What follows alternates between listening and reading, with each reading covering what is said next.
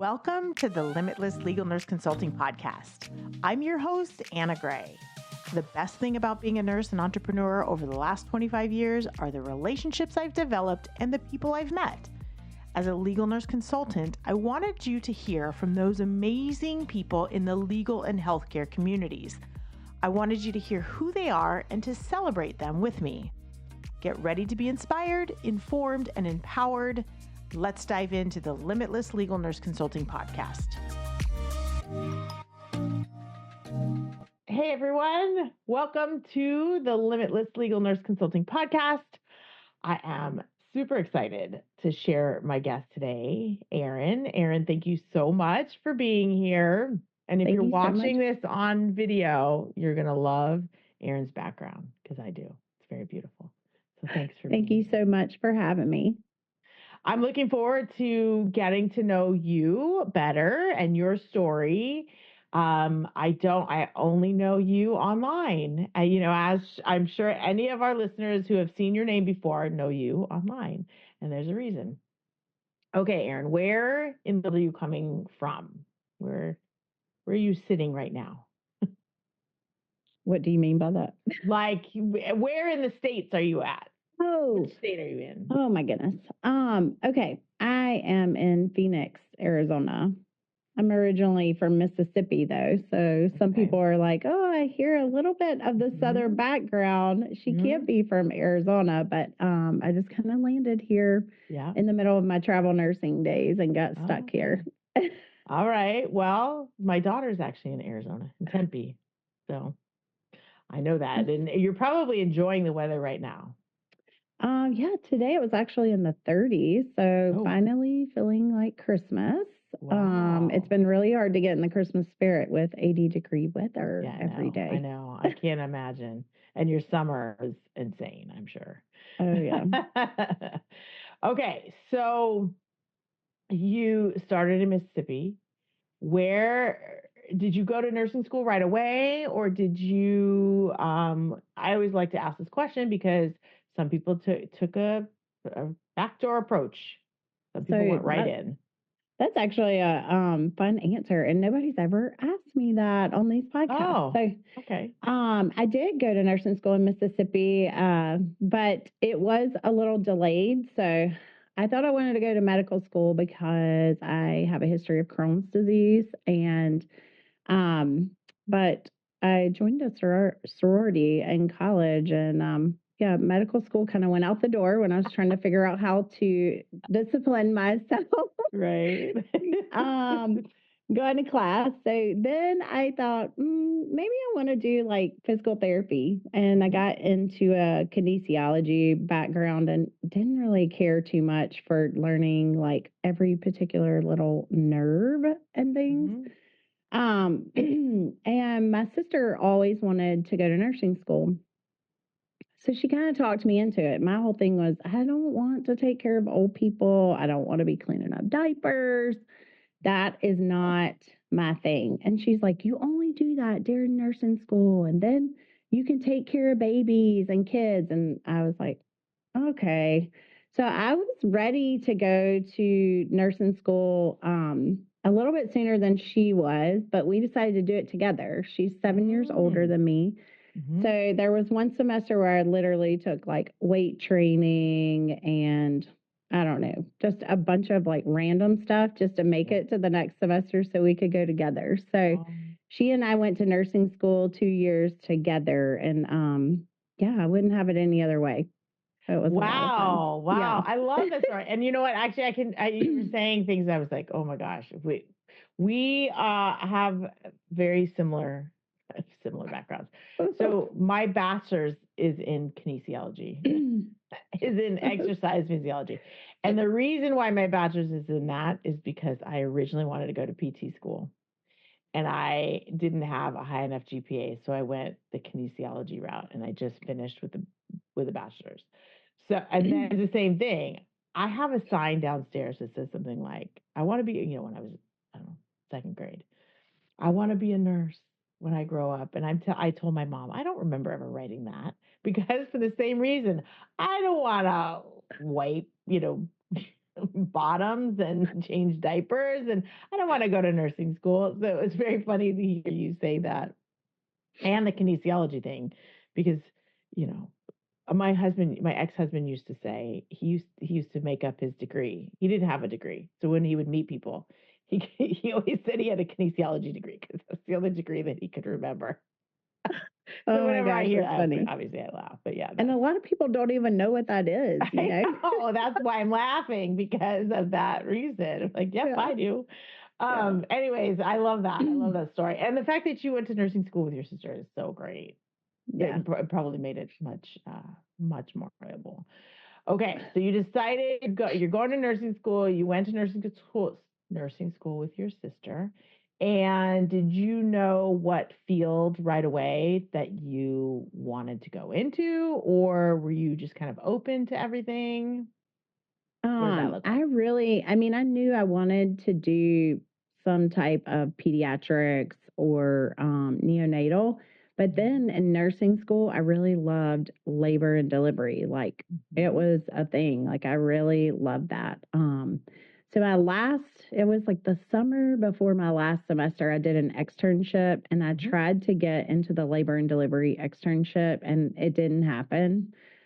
There were so many people that applied for it, and I got into the pediatric one though, and then just fell in love with it. So went to like a pediatric floor, and I was only there 9 months, and then I started travel nursing. Right.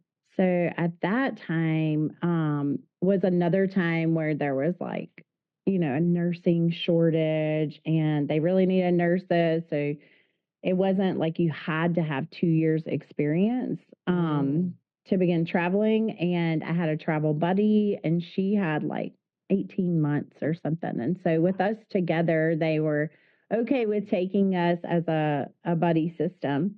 And I traveled for 8 years. And that is, yeah. So that's really where I like found the variety because, as a traveler, sometimes they just throw you wherever. And I just began to love like little bits and pieces of everything. That's where I first got my NICU experience, where I first was like thrown into the PICU without any PICU experience at all. And so I really learned to adapt quickly and figure out what I loved. And I really loved the variety of it. It was really hard to stop travel. Yeah. I mean, I remember back in the day, it was like you had to have 2 years of experience, and it wasn't recommended unless you had that, because then you wouldn't be able to think on your feet or, be thrown into things. So that's very brave of you to do that right away and then continue to do it. Where was your favorite place to travel in those 8 years? That's a long time. I think like my favorite job was at Seattle Children's. That was really my favorite job, but it was also like an intense time for me that my mom was diagnosed with pancreatic cancer while I was at that, in the middle of that assignment. And so they were all very like supportive of me having to quit and go home quickly. And it was just, I really felt like I was like in really myself, like figuring myself out during that assignment until I was hit with that curveball of my mom being sick. Yeah. And so it was really one of my favorite jobs. Yeah. How far into your travel career was that assignment? Let's see. That was 2008, I think. And I started traveling, that was probably about 5 years. Yeah. Yeah. So you were pretty seasoned by then. Yeah. Yeah. So I came home and took care of my mom and worked at a community hospital there and got a little bit of adult experience there. Oh, yeah. They didn't have a ton of pediatrics. So that was a different time. Right. I have to say, yeah. I tried to stay there for a year, but it just didn't. I was ready to travel again once my mom passed away. So it's kind of getting out of, just, I don't want to say running, but definitely needed to be back in my norm, Yeah, of course. What did your sister end up doing? She Stay home or actually has travel? her pediatric MP. That was what she always wanted to do. But she did travel for a little portion of the time. Towards the end of my traveling career, we traveled together in San Francisco. Oh, yeah. So that was kind of fun too. It was kind of like we made a full circle, but she got her MP after that and she's back in Mississippi. Working as an MP. I love it. That's exciting too. Having someone in the family where you can just, they understand, they get you, they understand what your lifestyle is and what you've gone through. So it's really helpful for sure.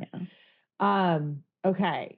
So you traveled a bunch, and how did you end up in Arizona? You said that was part of your travel experience. Was that your last assignment? So I actually did not do a travel assignment here. I was working in San Francisco and I did my last travel assignment out there. And then I was just working per diem at Stanford and a smaller hospital. It's like Sutter Health. So I was working per diem there because that is where the money is for bedside nursing, per diem in Northern California. And I already owned a house in Mississippi. I had renters in there. And so it was just kind of getting this itch that I wanted another home. But it was kind of out of reach for a single person in San Francisco. Oh, yeah. God. So my friend lived in Phoenix, and I started coming here on the weekends, just looking around, because at that time, that was when the housing market was down and the prices were really good. That was 2012, I think it was. Yeah, 2012. And so I found like a little piece of property and decided I wanted to build and just started that process because the flights between San Francisco and Phoenix were like $90 round trip at that time. It was kind of crazy. So I was like, oh, I can go and work my 4 shifts and then come here for however many days and then go back and work, because my sister was still out there. So whenever I went out there, I would just stay with her. And so that's kind of what I did. And then I picked up a job here because they have a trauma level 1 PICU here. And it is very well known at Phoenix Children's. And I really wanted to work there. So I took a part-time job there. So I started being here a little more than I was in San Francisco, and then met my husband and got stuck here. I was just saying, then you never left. Kind of how I got stuck where I am at too, for the same reason. Wow, I love that story, and the fact that it just says something about nursing and about being a strong, independent woman. Buying your own piece of property and building on it. It just says a lot about what the profession can do, even though it's very difficult and it's, not for the faint at heart, but what you can do with it is pretty amazing. Well, I mean, when I was single, bedside nursing was my life, and it provided so much for me, and I loved it. I mean, it was, I really did love it. Especially traveling, you're in a new city, you're in a new facility, new friends. I'm sure you've got a whole slew of friends across the whole United States, for that reason. So that's pretty cool. Collecting friends. I always tell my kids, your job is to collect friends through your life. So I love that. Travel nursing will do that. Yes, for sure. Okay, so you're stuck in Phoenix. And let's kind of jump into the legal nursing. How did you end up in legal nursing? Did you hear about it? Was a friend doing it? How did that? No. So actually, I was working in, I had changed from PICU to pediatric IR because I was on the wait list for day shift for a really long time. And the manager began moving younger people with less experience to day shift before me because she needed my experience on night shift. And I told her I need day shift. Like I was just falling asleep at the red lights. And the commute was a little bit further than I really realized when I built my house. And with people just moving here, growing, the commute kept getting worse in the morning times. And so I started looking for something, and I always wanted to do pediatric IR from doing that adult IR when my mom was sick. And excuse me, I took a position. It was full-time days in there. I don't know if you've ever worked IR, but it is, never ending. And there were no boundaries with our hours. And, whenever you left your house in the morning, you weren't sure what time you were coming home. Even though we had called people, we would like stay and help, or if it was like a big case that they needed more than one nurse for. And so while I was there, I started researching remote jobs, work from home, because my husband and I were talking about marriage, and I was already 34. So we pretty much knew we were going to start trying to have kids right away. And I was like, this is no life for, there's no way I can do this having kids or whatever. And so this one program just kept coming up.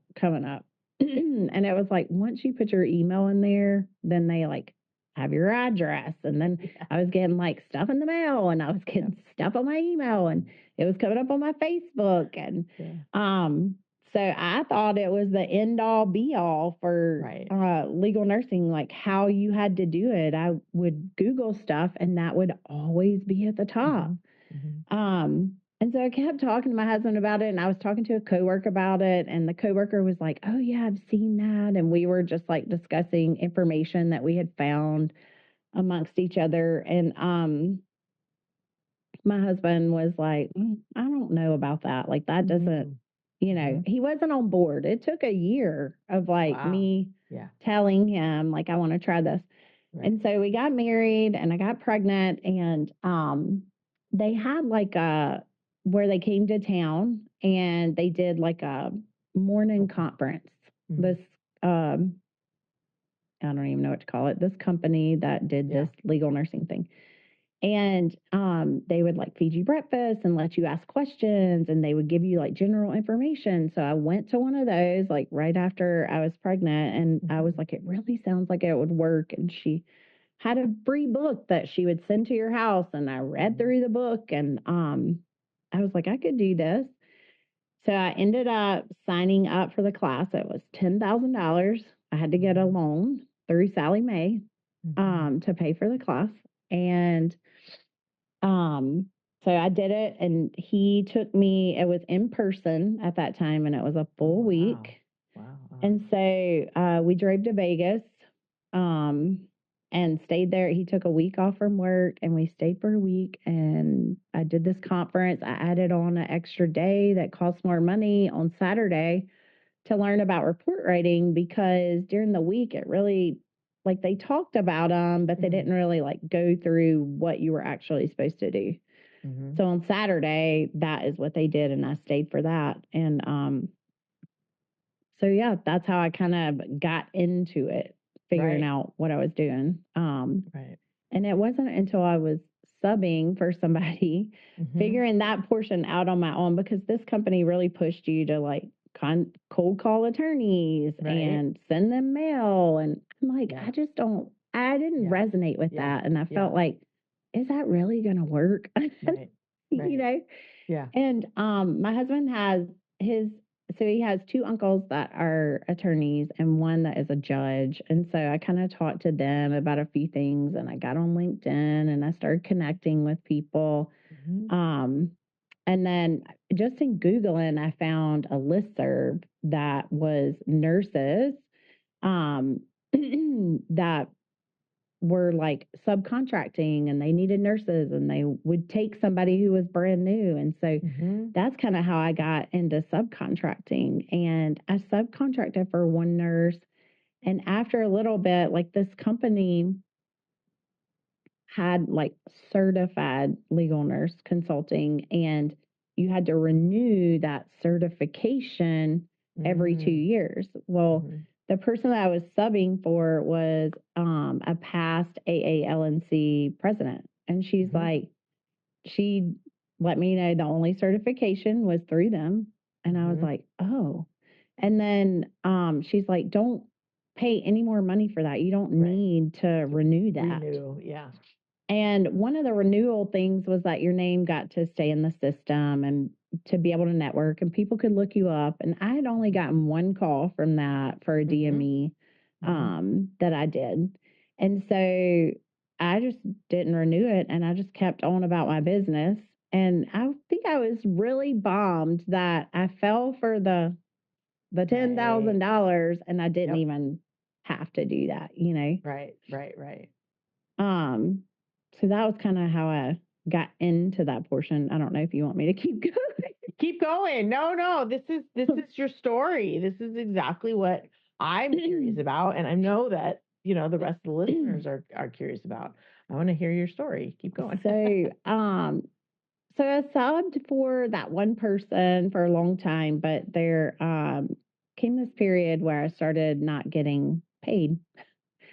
And I didn't have in place we had a contract that was on that person's terms, but I didn't have one for like when I would get paid, you know. And so I was really starting to get put off, and I worked this whole summer and I was like building my hours up. They were like, we can use you full time. They were letting me do QAs on other subs reports. And I really it was a lot of trial and error because when I first started working for them, they didn't give me the complaint. They didn't tell me if it was plaintiff or defense. I learned to ask and say, I need this, this, and this. Yeah.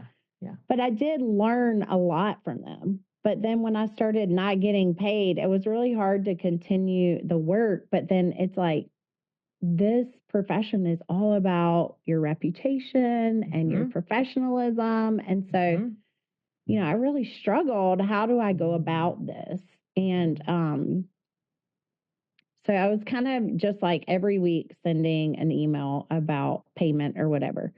And I would get told, oh, I'll direct deposit. Oh, I'll send you a check. Well, what happened was a check was sent and the check bounced. And the check was sent over state lines, and Arizona has like a huge program for that. And it was like kind of noted at the bank. So they were really pushing me to go through this program to get paid because that's like the advice that they were giving me for their business banking. Because the check bounced twice, you know, I tried to send it through, it didn't work. So then we tried again and it didn't work.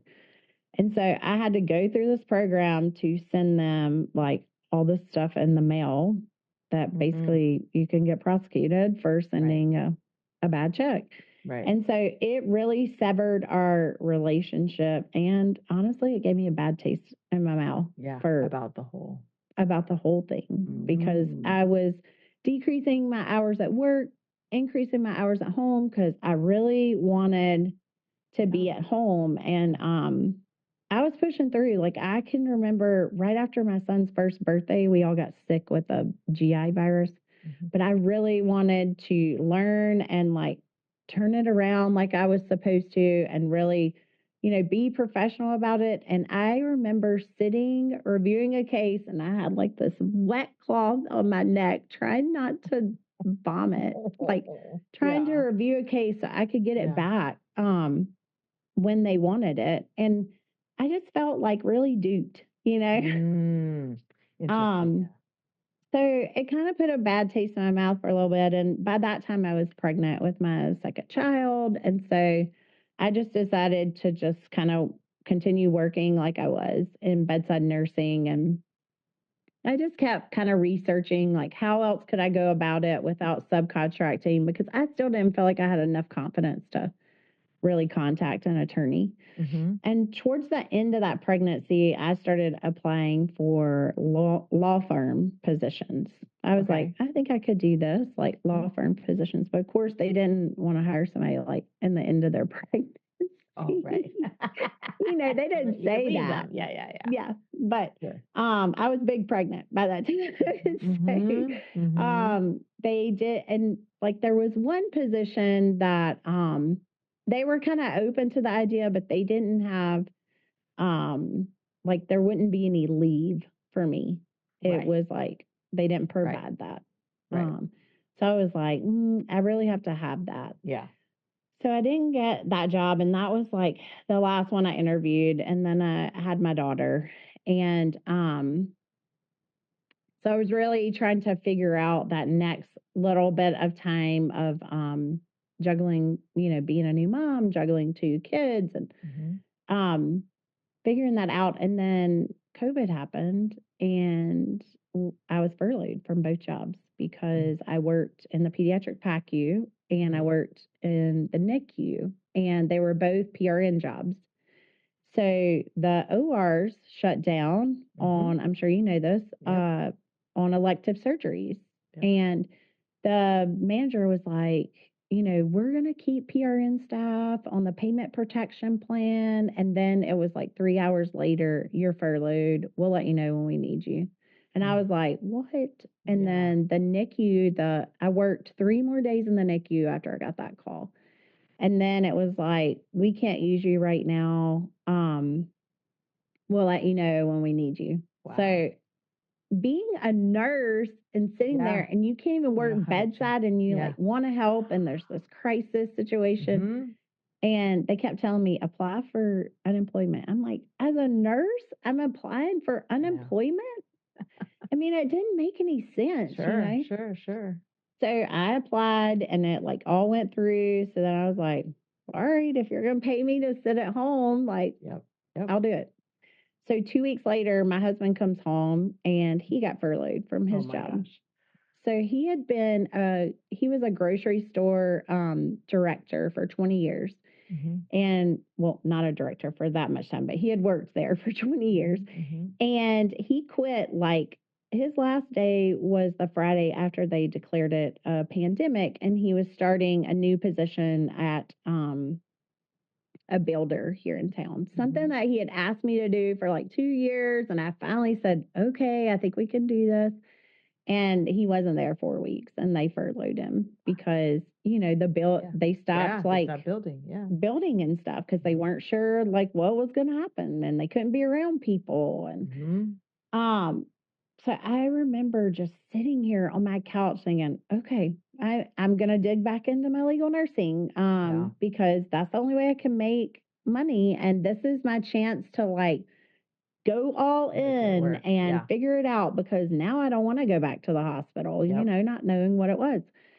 And so I can remember sitting here just like going through Indeed and applying, just hitting apply like 50 jobs a night, anything that was like nurse consultant or remote nursing or remote legal nursing. I mean, if you really research, there are tons of jobs out there for legal nurses that are not, you don't have to work for an attorney. Right. No, it's not $150 an hour, but my goal has never been to push that it's $150 an hour and it's all about the money, because it's not. It's about me being able to take care of my family and bringing in an income to keep us going so that, we can basically survive. Right. So I took 4 contracts, and my husband's like, how are you going to do that? I'm like, I have no idea, but I took it. Let's see what happens. Yeah. So I had 2 that started, and then like one stopped because they were like short things, one stopped, and then another one picked up, and then that one stopped, and then the last one picked up. So I had these last 2, and then that last law firm that I had applied for like a year, almost 2 years before, contacted me and was like, our position's open again. Are you interested? And I was like, yes, I am. So I took that, and I was hired for part-time work, and I just kind of dabbled on Instagram. I really wanted like a mom account. I had found a lot of information on Pinterest and Instagram when I was like deep in the mom days of breastfeeding and, figuring out my milk supply and all of that. And so I really wanted to give back to other moms as a nurse, as a NICU nurse, as just figuring it out. Right. And I started talking about legal nursing on there. And then I started getting all these DMs And how do I get started? What do I do? Like, how does that work? You know? Yeah. And it was like so many, and I felt so bad because a lot of them I wouldn't get back to just because I didn't have time with working on the cases, doing the mom stuff. Sure. So then I thought, I just want to make it easy to respond to them because I knew that it was really hard for me whenever I was trying to figure out and then figuring out I didn't need that expensive class, you know? Yeah. Because Google was like targeting me with that one thing. Yeah, exactly. So I developed a email and I would send the email and then there would be like more questions. So then I started linking things in the email. I'm like, okay, this is the class I recommend. And I linked it. You don't need an expensive class, but this one has everything that you need. And, you know, this is where you find these groups. And this is where I found my first job. And it just kept on and on. And then they just wanted more and more and more. And so then digital marketing kind of became a thing, you know, and what was that, 2023, I guess, and people were talking about MMR and all the things. So I was like, I wonder if, and I had thought in 2022, I was doing a little bit of Young Living, and one of the nurses developed like a book that she sold on Etsy with just diffuser recipes or whatever. Yeah. So I kind of talked to her. I remember it was like summer 22. I was at the beach and I'm like, I really want to develop some sort of guide or something that I could give to nurses. And she's like, I think that's a really great idea, but I had no idea how to go about it. You know, we don't have those types of skills. Yeah. Figuring out that type of stuff. And so when the master resale rights thing came out, I bought the course just so I could figure out, it wasn't like to resell it, but so I could figure out how to develop my product, you know? And so I started with like a PDF and I put my story and all those links that I was putting in the email and I added more stuff and talked about LLC and did you need it? Did you not? And here's how I did it. It was basically just my experience, you know? And then people started buying that and then they wanted more. And it was like, I was trying to do all these cases, let's take care of my kids. We're just in this very like busy season of life because my daughter's still half day school. Even now she's half day kindergarten. So it's a lot of like going back and forth and back and forth. And so since I was getting so much interest in January of 24, my husband and I were talking and I decided to stop that firm job, even though it was kind of like a unicorn job because it was very flexible hours. I went there once a week. I could do all my work from home. It had kind of like after COVID, there was like this influx of cases after there was like kind of a lull. Because, you know, they were only doing criminal cases during that time. They weren't taking like med mal to court. And then all of a sudden it was like all this work. And I was working for 2 senior attorneys and they wanted me to do all this increased work in part-time hours with no pay raise. So we just decided for me to kind of set that out and try to build this mentorship that people were asking me for. It was never like the goal, you know. It was just that I was answering their questions, things that they couldn't find, and they wanted more. So I was like, can I do this? And so I developed a community and started giving more to the community. And then they really wanted like something with report writing. And I knew that that was probably the next step, but I was so hesitant to do that. I don't know, you have imposter syndrome. Sure, totally. Yeah. Can I do this? Like, and I was thinking, I don't want to step on anybody's toes that is already doing this. And that was not like what I was trying to do. And I wasn't trying to say this is better or not or whatever. I just literally was doing what they were asking me for and, you know, making a program out of it. And so I started like my master classes, and I brought on the report writing class, and it just had such good feedback, and people just kept asking for more. So it's kind of just turned into this mentorship, and people they have questions, and they just want somebody to answer it truthfully and without saying, you need to buy my product. And so that's what I say. Ask me whatever you want. Like, I will tell you whatever you want. Like, I had somebody today say, I keep watching videos, I keep researching, and I just don't know if this is for me. I don't know if my experience is good enough. And so she like listed all her experience for me, and I sent her a 4-minute message back about what I thought. And she's like, thank you so much for the reassurance. Like, people want that. They want people to be personable. And that's just the person that I am. And it's really hard to provide the services without letting people ask questions, without being like that. For me, it is. So it's just kind of turned into that. But I am seeing that the newer LNCs they need more support than what I'm giving. They need more one-on-one support, really. So I have some bigger things that I hope I can get in check for January for that portion. Right. For them. I love hearing your story, because I come from I love the fact that you just listen to what was showing up for you. I'm a big fan of that. Everything I've ever done in business or entrepreneurship or anything was just I just always listening to what shows up. And so when you have people asking you questions, you're like, okay, they're asking me questions. Well, let me give them what they need. Okay, then the next step. It just kept showing up. And the fact that you're listening to it, I can totally appreciate. And I think that that's amazing at what you do. I know for how I had heard of you was actually someone that had reached out to you.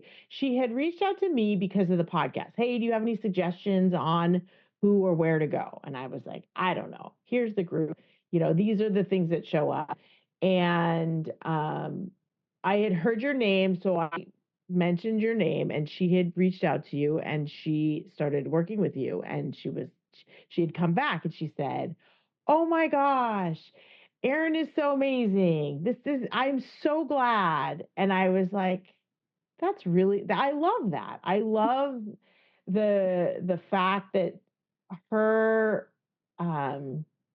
reaction to just being around what you have for a very short period of time was this, like, she had to come back and tell me that how awesome it was. So, and then you telling your story on how it came about, it just shows how genuine you are, and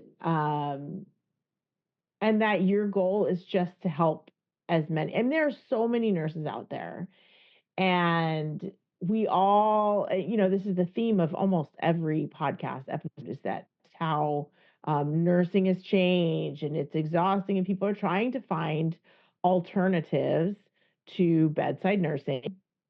And the want is there, but the bravery or the nurses are strong people, but business owners, they are, but they don't think they are. And so, you just, filling their cup and getting them to understand that, they do have value. I can totally resonate, and I really love that you shared that. And that you just listen to what was showing up, and have offered that, and now you I'm sure have a lifestyle that you love. And I see your stuff on Instagram. I see what you're doing on Instagram, and someone that appreciates social media very much, someone that taught social media for different reasons, not legal nursing. I can appreciate what you're doing because it's near and dear to me. And I love the fact that you just were like, wouldn't it be great if I'm just going to do this. And we just kind of like this podcast. It was kind of the same thing. Is I had done them before. And I know I've shared this a few times before, but I had done it before, and I had people say, "Well, are you sure to do it?" Because somebody else, there are other podcasts out there. And yeah, I'm being led to this for a reason, and it's different, and I don't want to step on anybody's toes, like you said, but I have a intention for it. I don't know if it's going to fail. I have no idea how this is going to work, but something is leading me to have conversations with other legal nurses. And wouldn't it be great if I had attorneys on there or physicians on there? But I have no idea what that looks like. But I feel like the need is there. So let's just do it. And here we are. And, I have people now, I can't wait for Monday. And it's like, wait a minute, I just needed some social media content, and people will love it because we want to hear others' stories because we can relate in one way or another. And so I really, really am glad that you shared your story because most of the time we're just, that picture on our Instagram or on our LinkedIn, and we really don't know how we got there. And I now appreciate you even more, knowing your background and your story. And I'm sure that you're going to get an influx of messages now. Like, I need your help, because there are so many new legal nurses that listen to this podcast. And I also, we talked about this before we went live, and I feel like, those that have programs like yourself, it's only fair to, hear your story and how you came about having this program. We can all judge people for selling their product or their service, but really, who is the person behind that? What is their story? Let's hear it. It's only fair. And so, I know you're going to get an influx of messages. I don't know if you have the bandwidth for that, but, just continue to listen. It changed our life so much, honestly, just being like I was still breastfeeding my daughter when COVID happened. So literally not having to go pump every 4 hours during my 12-hour shift and just being able to feed on demand was life-changing in itself. And the other big thing was the commute. Taking that away. Yeah. Like, I saw my stress level just go down so much. And after I finally dug into it, I was like, okay, I can do this. I can make this work. It doesn't have to look one way. Sure. Nope, I think that some people make it look one way, and there's so many options. Totally for legal nursing, just like there is in regular nursing. Mm-hmm. And that's what I like to tell them, because a lot of people come and they're like, I'm not confident about this. Like, maybe they took a class somewhere else and they come and they're like, I'm not confident about contacting attorneys myself. Mm-hmm. I'm like, you don't have to go that route. Right. Here's the other routes you can go. And they're like, what? I didn't know that. Yeah.